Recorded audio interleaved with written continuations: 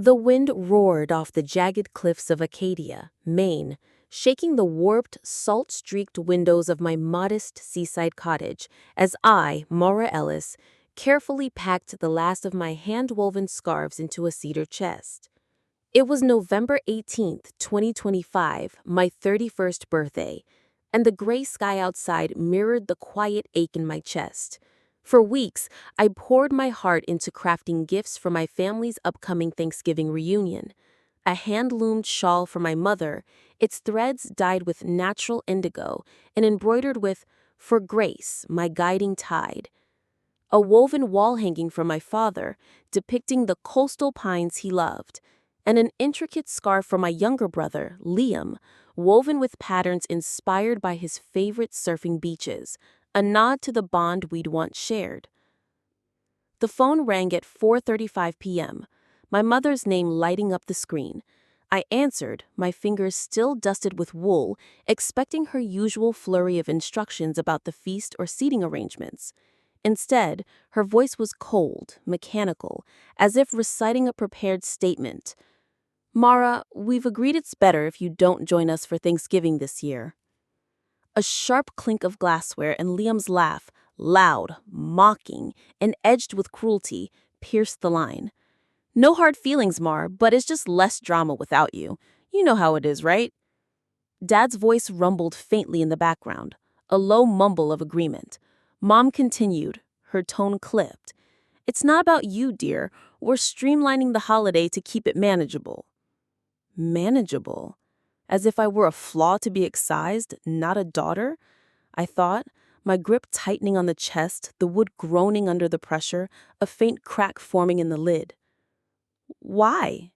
I whispered, my voice a fragile thread against the storm outside. A pause stretched, heavy and deliberate. Then Mom said, "We'll discuss it after the new year." And the call ended with a click. I stood there, the phone still warm against my ear, the unwrapped gifts staring back at me like silent accusations, the shawl's embroidery a cruel irony, the wall hanging a tribute to a father who turned away. No tears fell, just a hollow void, as if the wind had sucked the life from my lungs. I shoved the chest into a shadowy corner, beside unused skeins of yarn and ribbon spools, locking away the evidence of my exclusion. The question wasn't why they'd done it, but what they concluded about me long before that call, a decision etched into their actions over years. I grew up in a weathered saltbox house in Bar Harbor, Maine, where the ocean's relentless roar blended with the scent of my mother's handmade seaweed soaps drying on the porch. Mom, Grace Ellis, ran a thriving coastal gift shop, her charm drawing tourists like moths to a flame. Dad, Henry Ellis, taught marine biology at the community college, his lectures filled with tales of the sea that captivated his students. Liam, 4 years younger, was the radiant star, golden hair catching the sunlight, a quick charm that turned beach bonfires into local legends, and a knack for turning failures into stories of character. I was Mara, the quiet one who wove tapestries in the attic, organized the cluttered shed, and dreamed of studying textile design at Savannah College of Art and Design, SACD. The favoritism crept in early, subtle but persistent.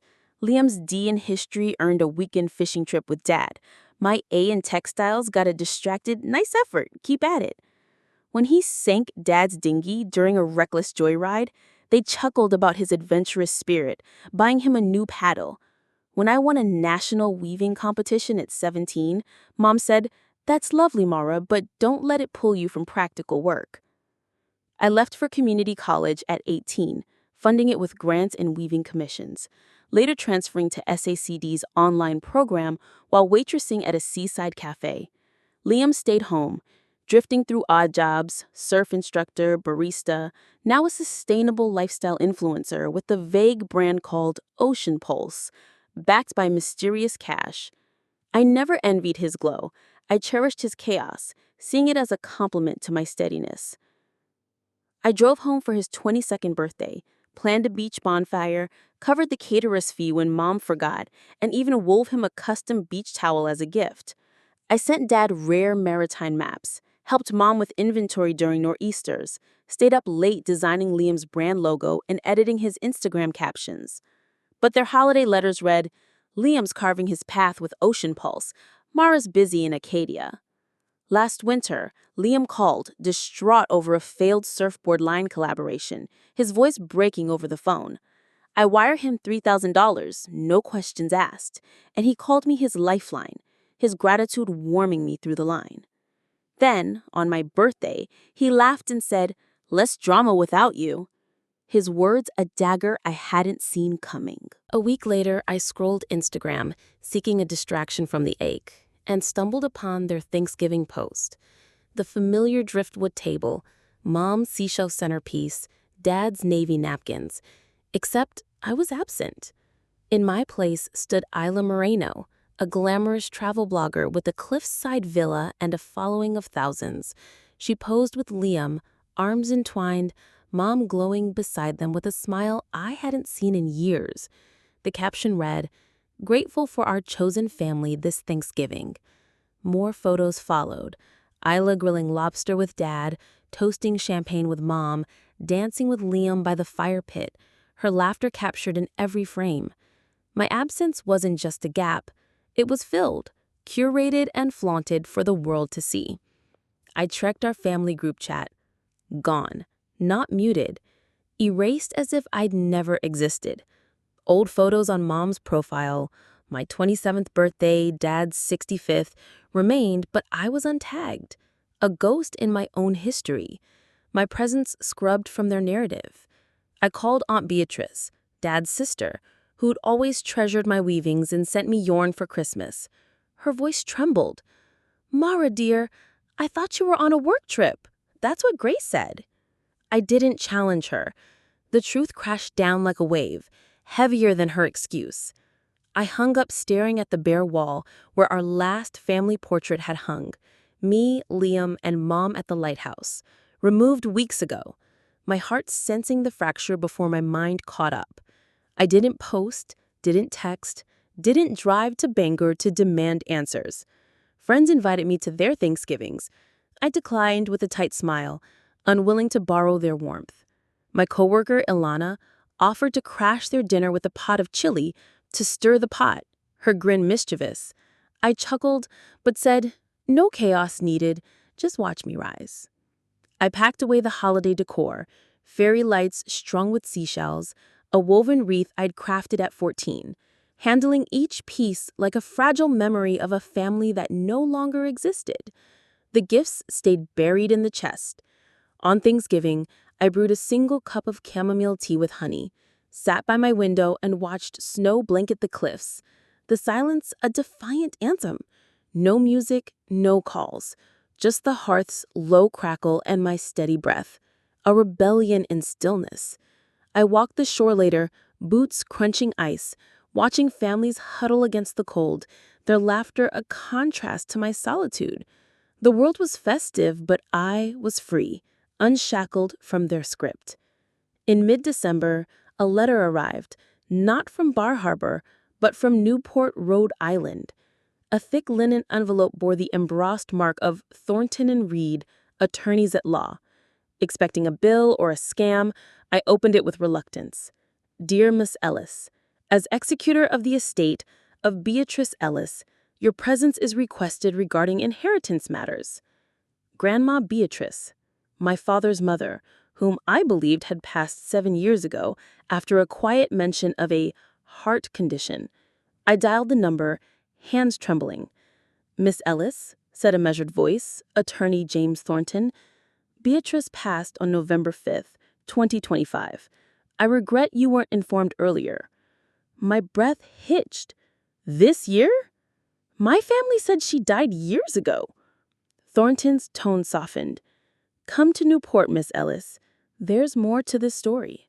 2 days later, I sat in his oak-paneled office, the Atlantic's gray expanse glinting beyond the glass. He handed me a death certificate.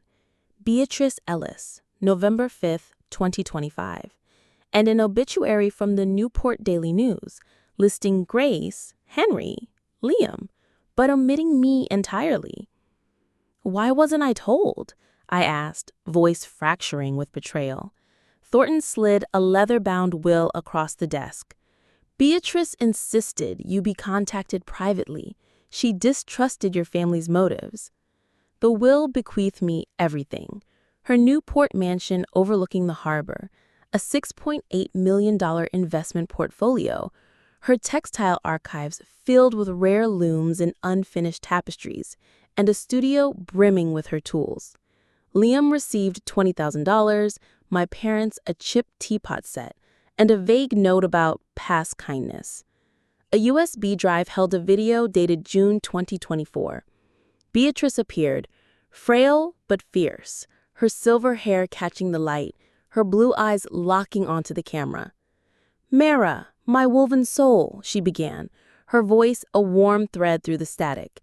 "If you're watching, I'm gone, and your family likely hid it from you. You were my treasure, your hands crafting beauty, your quiet grace under their neglect. Your parents leaned on me for Liam's schemes, took loans against my home without consent, pressured me to fund his ventures. I forgave, but I shielded you. This is yours. Weave your destiny with it." A second video followed, showing bank statements, loan agreements, her voice steady and resolute. "They exploited my trust. Mara never did. She built her life with her own hands." I sat reeling, the room spinning. They hadn't just excluded me from Thanksgiving, they'd concealed her death, her funeral, her love, weaving a lie to keep me in the dark. Thornton squeezed my shoulder. "Beatrice chose you for your integrity and resilience." That was the deepest wound, not the wealth, but the betrayal, a tapestry of deceit unraveled before me. I agreed to meet them at a Bangor diner, neutral ground, not for reconciliation, but to witness their masks crumble. I arrived early, claiming a corner booth by the frosted window, snow swirling outside like a silent witness. Mom looked fragile, her coat buttoned to her chin, her hands fidgeting with a scarf. Dad's posture slumped, his glasses fogged with nervous sweat. Liam sauntered in, leather jacket gleaming, new boots clicking, his smirk fading when he met my unyielding gaze. They opened with small talk. Weather, the drive. Then Mom shifted, her voice brittle. "Mara, there's a mix-up with Beatrice's estate. She was confused those last years, not in her right mind." Liam cut in, leaning back with a cocky grin. "She always favored me. That will's a clerical error." Dad murmured, "We could share it fairly, keep the mansion in the family, avoid a fuss." I leaned forward, voice low and steady, each word a thread pulled tight. Beatrice was crystal clear. She saw you borrow against her home, hide her death, erase me from her life. She chose me because I never took what wasn't mine, unlike you. Mom recoiled, her hands trembling, Liam's fist clenched, his bravado cracking. Dad stared at his untouched coffee, his silence a confession. "Mara, don't be spiteful," Mom pleaded, her voice cracking. I rose, towering over them. Spiteful was letting me think she'd been gone 7 years. Spiteful was Thanksgiving without me, replacing me with Isla. Liam snapped, "You're no sister if you take this." I met his eyes, cold and unyielding. "You chose that when you mocked me on my birthday." I walked out. Their protests, Mom's sobs, Dad's stammered pleas, Liam's angry shouts, fading into the snowstorm. Texts flooded my phone. Dad's, "We're still your family." Mom's, "You're tearing us apart." Liam's, "This isn't fair." I deleted them all. The anger dissolved into clarity, like the first light breaking over the cliffs. I sold Beatrice's investments, keeping the mansion and its treasures, and relocated to Newport. The house smelled of her wool, ancient books, and the faint tang of sea air, a canvas of possibility. I transformed her loom room into Ellis Textiles, my design studio, its walls lined with her tapestries and my new creations. My first commission was a massive wall hanging for a children's hospital. The second, a series of rugs for a veterans shelter, each thread a tribute to Beatrice's vision. I hired Elena as my creative director, her vibrant energy balancing my focus, and together we built a team. At night, I wove Beatrice's unfinished patterns, her voice a whisper in my mind. Create, Mara. Weave your truth.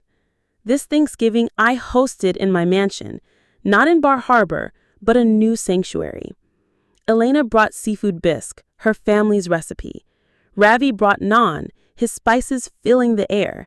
Friends, artists, musicians, a diverse tapestry of souls filled the table with laughter, mismatched plates, and stories.